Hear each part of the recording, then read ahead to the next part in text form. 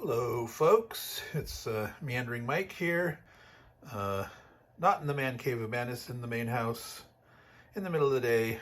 Gonna do a final video on food stuff and storage and all those goodies. A few follow up on the things I'd mentioned. Bacon, here's an example of a fully cooked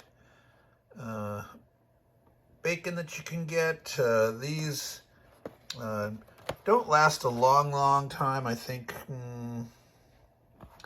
3 to 4 months, I think, is the average date for those. There's a lot more brands of this now than there was at the start when they started doing this ready to eat 100% bacon stuff. So shop around. The prices vary depending on how many slices. You can buy like a 30 pack or whatnot. Check that price per ounce and do some comparison. There's some brands I like better than others.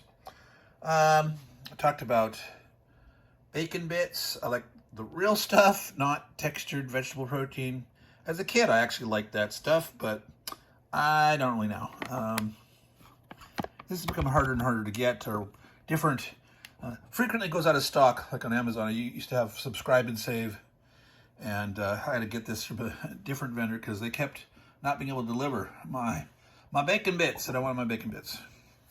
Let's talk a little more about soup, as we'd shown these before from Trader Joe's. Really good, high quality portobello mushrooms. They are kind of expensive, so there's obviously cheaper choices. Here's just standard Campbell's cream mushroom soup. That's great for making various casseroles. I don't stock a lot of variety. I usually keep a chicken noodle or two. Wife likes chicken noodle soup when she's not feeling well. Keep some cream of mushroom on hand. There's also good old Progresso. Problem with Progresso is it's ready to go. Just pop it out of the can. That's the good thing. The bad thing is it takes up more space, right? So I don't buy like whole cases of this or anything, but I try to wait until things are on sale and buy multiple cream of mushroom, chicken and orzo, rice, chicken court chowder. This is one of my favorites. Not everyone likes that, but this is, if you can read Japanese, which I can't. This is a chicken soup base. There's like the granules, and I like to add that into various soups or stews, just for extra boost of flavor. I don't normally just make it by itself. So chili, there's a great, I showed the stag chili. Sometimes you want a little higher quality. Amy's is organic. They have various levels of spiciness or whatever. It's usually too spicy for me. Keep that on hand when guests or the daughter's visiting. So those, I haven't really normally tried to buy those in the case. You could, if this is what you really like and you like the organic, you could hunt out the good prices. There's something that's been radically missing. I mean, I talk about refried beans, but beans, gotta have beans. Magical fruit. I won't finish the rhyme because that's a hoot. But I really like to have lots of kidney beans. I like to make occasional chili, or I like to make Texas beef skillet, which is just basically, ground beef, kidney beans, rice, tomato sauce, put it in a skillet, add your various chili powders and whatnot. Garbanzo beans, I like to put that in like bean salad. I didn't bring out my big cans. I like to get number 10 cans of 4-bean salad, and I usually supplement it. Different brands of 3 or 4-bean salad may or may not have garbanzo beans, also known as chickpeas. You can make your own hummus. And of course, a lot of other varieties that we got. We usually have some kind of a Great Northern beans and pinto beans. You can have black-eyed peas, all sorts of good stuff like that. You can buy them in cases or 4-packs, 6, 12s, whatever. Right now we're actually a little low. We haven't done much beans shopping lately. I need to do that. We talked about tuna. So here's the larger pack. Instead of those little tiny foil ones, these are a little better deal. This is again a main brand though. Haven't been to Trader Joe's in a little while. Need to stock up on those some more. But very convenient, nice, nice texture, nice good flakes. A little better quality than the cans, but more expensive. So I like stocking both corned beef hash and roast beef hash. Here's an example. The corned beef hash, there's different varieties, different, I used to get that hash from the Keystone Meats. I haven't seen that in a while. I don't know if they still make it. You gotta have tomatoes on stock, right? Various diced tomatoes. This is a pretty big can. That's a big old 28-ounce can. I usually stock the 14 to 15-ounce ones.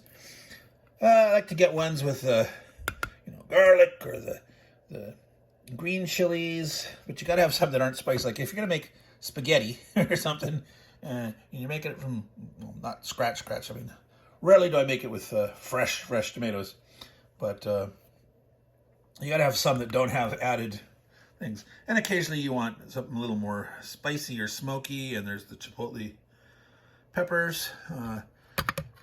Need to keep tomato sauce on hand. Tomato paste is important. I don't buy those little cans because usually stuff goes to waste. Most recipes, this is in a tube. It looks like a toothpaste tube. This is very convenient. It's more expensive, but you're not going to waste. You can just squeeze out a little bit to add to whatever recipe, give it a little more tomatoey boost.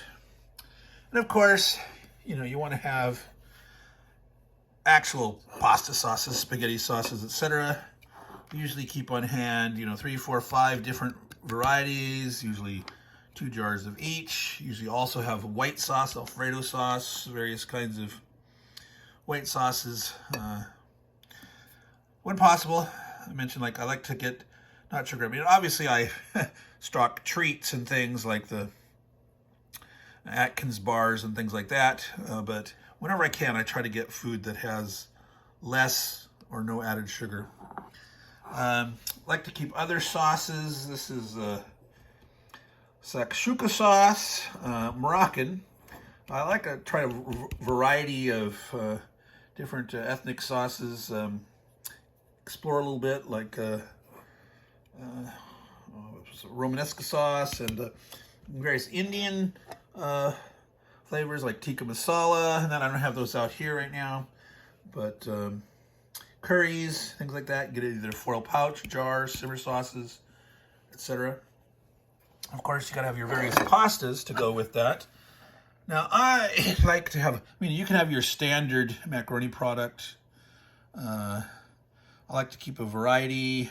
Again, look for it on sale. As you saw up in an earlier video, the big storage, the box that had the number 10 cans in it of the elbow macaroni. I think you can get from the LDS store also like spaghetti bits. It's not all long spaghetti, but it's like broken into 3 6-inch lengths or something like that. I like getting alternate chickpea pasta, the garbanzo beans. Ancient Grain Harvest. This is made with red lentil. There's other lentil pastas that I've gotten. There's various quote-unquote veggie pastas that mix in like spinach or kale, something like that. Couscous, which is really basically a standard noodle product in a little tiny form, little grains that are smaller than rice. The advantage of couscous is this stuff cooks up really fast. Man, it's like you just have the boiling water, you put it in there, stir it, and then immediately take it off the heat, and within 5 minutes it's just done. Because those things are so small. So couscous is great. So yeah, keep a variety of pastas and such on hand. I like to keep some variety of things for like stir fries, bamboo shoots, water chestnuts. I don't keep them stocked all the time. Sometimes I'm in stir fry mood, other times I'm not. So that's kind of hit or miss. And that's okay. I don't consider I need to keep it stocked all the time. And some people don't like the texture of water chestnuts or whatever. So Something to think about is evaporated milk. Now, I'm not talking about sweetened condensed milk, which is used for making desserts and things. Just plain old evaporated milk. Handy to keep some of this around. For a while I was stocking evaporated goat's milk, which is supposed to be better for you than regular milk. It's a little tangier, so a lot of times the family didn't like it. So I stopped. I mean, it got a little more expensive, and wasn't going through it all, so some was going to waste. Gets to the point where it gets up in its half-life, and it starts to congeal in the bottom, and you don't necessarily hear it shake as much or as well. But keeping some cans of evaporated milk is handy. Basically, evaporated milk has had part of the water removed. It's like a double density milk, basically, that, for a recipe, you could add evaporated milk to substitute. Just remember that's twice as much equivalent in the milk. And I guess if you need the liquid amount, you could just add water. So I think that's it for today. Still enjoy some more cherry tomatoes. There's some left. I was thinking of doing a little thing on actually using that soda sense thing, but maybe we'll have a future beverage episode. But there are some final thoughts on food storage, food preparation. Again, making sure you store what you eat and eat what you store. Rotate through it. Use it up. Try not to have anything go to waste. If things are getting towards their end of life and you're not consuming it fast enough, donate it to a food bank, things like that. So here we are, just about at 12 minutes. We're going to call it quit. Meandering Mike again from the main kitchen, instead of the man cave of madness, saying goodbye to y'all and have a happy Halloween.